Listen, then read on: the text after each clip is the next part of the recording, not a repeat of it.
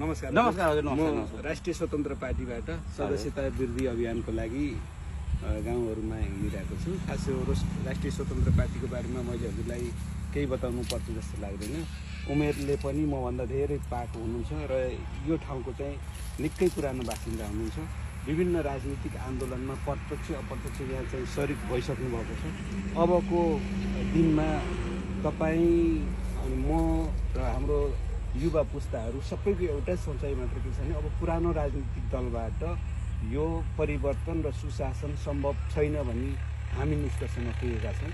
त्यसकारण यदि चाहिँ हजुरले हामीलाई आशीर्वाद दिनुहुन्छ र यदि हामीलाई चाहिँ साथ दिनुहुन्छ भने अब हामी नयाँ अब रिभोल्युसनमा हामी जाँदैछौँ। राष्ट्रिय स्वतन्त्र पार्टी कुनै पनि हिजोका दिनमा भ्रष्टाचार व्यथितिको विरुद्धमा आवाज उठाएर उदय भएको हो। यसमा चाहिँ कुनै हत्या हिंसाबाट यो पार्टी जन्मिन।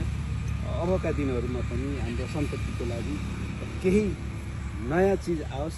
राजनीतिमा भएका व्यथितिहरू विसङ्गतिहरू यो चाहिँ सचेत नागरिकको तर्फबाट हामी सुधारौँ भनेर हामी यसरी आएका छौँ।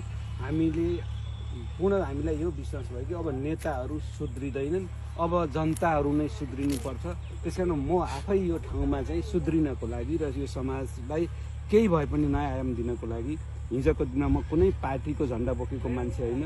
हिजोको दिनमा यत्रो म 42 वर्ष छँदा भएँ, आजसम्म म कुनै पनि पार्टीको सदस्यता लिएको थिइनँ। तर अहिले चाहिँ निकै नै अब चाहिँ ढिलो भएछ। हामी जस्तो बुझेका मान्छेहरू ब्याक हुँदाखेरि नबुझेका मान्छेहरूले समाजमा चाहिँ व्यथितिहरू अनि सिर्जना गरे भनेर देशको लागि केही गरौँ भनेर चाहिँ मेरो सोच पलाएको छ र मैले चाहिँ राष्ट्रिय स्वतन्त्र पार्टीमा सद्भाव राख्नको लागि यदि चाहिँ सम्भव हुन्छ भने पार्टीको सदस्यता लिनको लागि सरलाई म अनुरोध गर्न आएको छु।